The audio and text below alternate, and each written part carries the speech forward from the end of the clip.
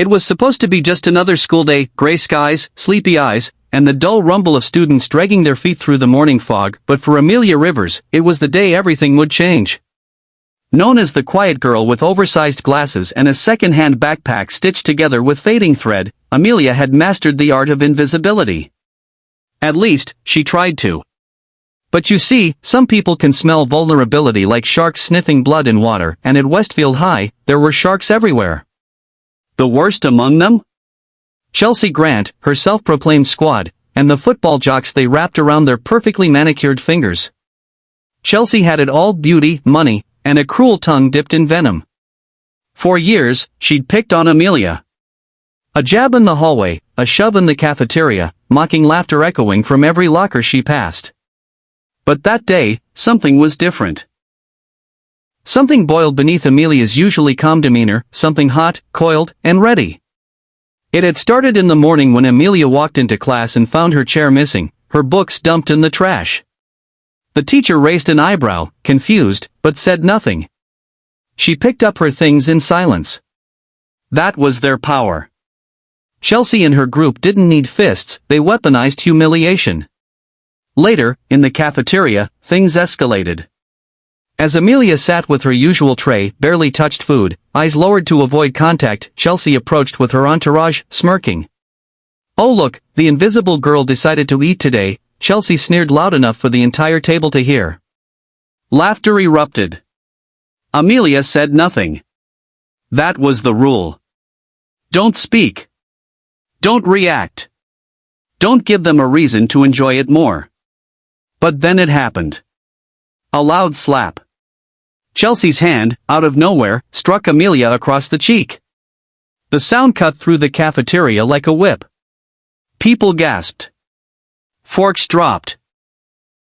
Phones immediately came out to record. Amelia didn't cry. She didn't even flinch. She just stood up, eyes locked on Chelsea, her face red with the sting but calm, unnaturally calm. And in that moment, Chelsea made the biggest mistake of her life. Because what she didn't know, what no one knew, was that Amelia wasn't just some shy, poor girl. No, she was the daughter of Serena Rivers, a highly decorated former military intelligence officer, and Damon Rivers, a cybersecurity expert with connections in places most people couldn't imagine. Her parents had kept their backgrounds hidden after a major operation went sideways years ago. They wanted Amelia to grow up normal, away from the shadow of danger. But after that slap, everything changed. That evening, Amelia went home and told her parents everything. The humiliation, the videos, the laughter. Her father's face went pale, not with fear, but fury. Her mother didn't say a word. She simply stood up and walked to the basement, where the past had been buried. That night, they trained her. Not in combat, not with fists, but with confidence, strategy, and tech skills that could rival spies. Amelia absorbed it all. They told her not to seek revenge, but justice. Not to humiliate, but to reveal. To expose the rot beneath the surface of that perfect school. And Amelia had a plan. The very next week, she returned to school like nothing had happened. The red mark on her face had faded, but her eyes were sharper.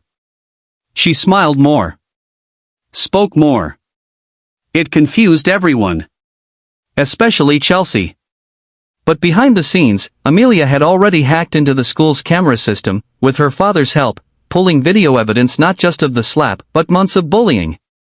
She also planted audio devices around campus and found damning conversations between Chelsea and faculty members, bribes, cheating scandals, even money laundering tied to the Booster Club. But that wasn't enough.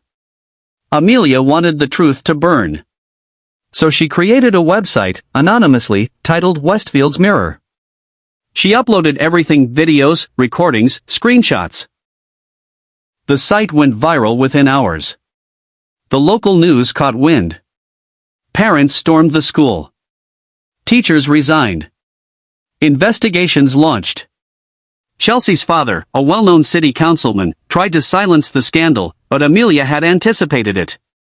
She had backups. Timed releases. A digital trap that exposed every attempt to cover it up.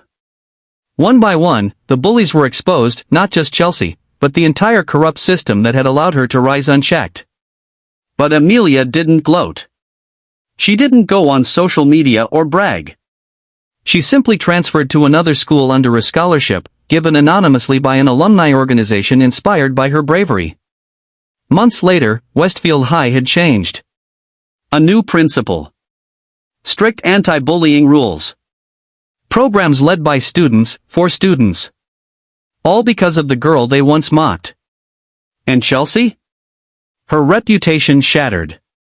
Colleges dropped her. Her father lost his seat. No one knew where they went. And Amelia? She moved on. Stronger.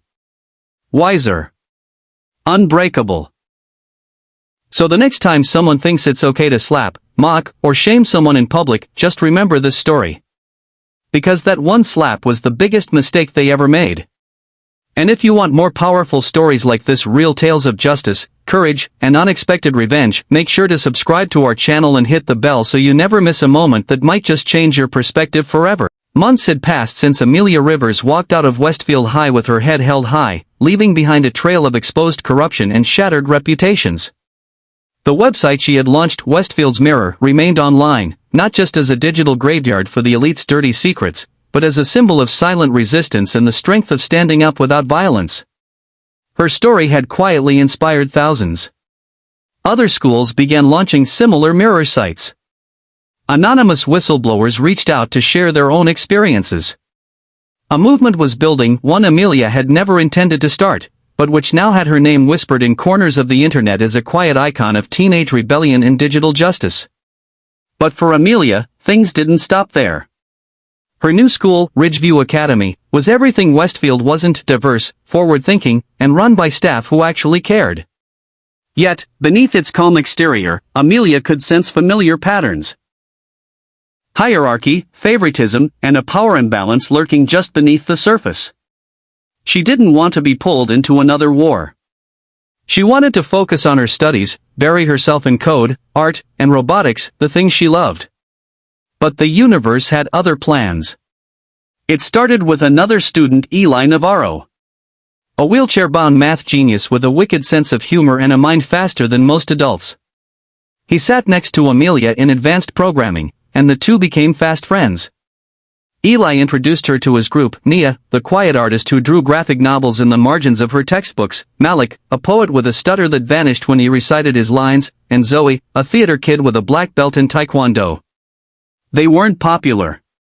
They weren't influencers. But they were brilliant.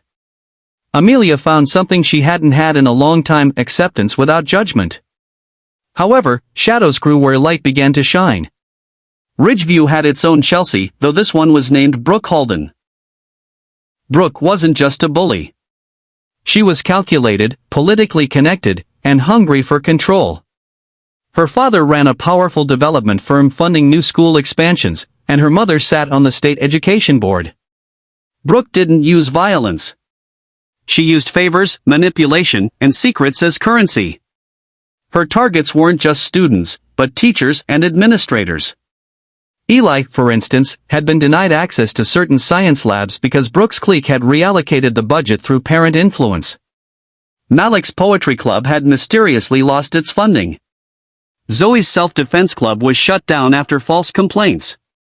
Amelia noticed the pattern. It was systematic, targeted sabotage of anyone who didn't fall in line. At first, Amelia stayed quiet. She didn't want to be the girl with the exposé again. But then, one day after class, she found Eli cornered in the hallway. His laptop had been smashed on the floor. Brooke stood over him, flanked by her cronies, a smug look on her face. "Maybe next time, don't publish a paper that makes my dad's development project look like a scam," she said sweetly. That was the trigger. Amelia stepped forward, picked up the broken laptop, and said, calmly but firmly, "You just made the same mistake Chelsea did." Brooke narrowed her eyes. "Who?" "Exactly," Amelia said, and walked away. That night, the war resumed. But Amelia wasn't the same girl she had been. She was smarter now, more strategic. She enlisted her new friends not just as emotional support, but as collaborators. Eli handled cybersecurity. Nia designed visuals and decoding maps. Malik wrote articles for a new underground publication. Zoe managed field ops, discrete photos, video, security. Together, they became a quiet storm. They didn't just expose Brooke, they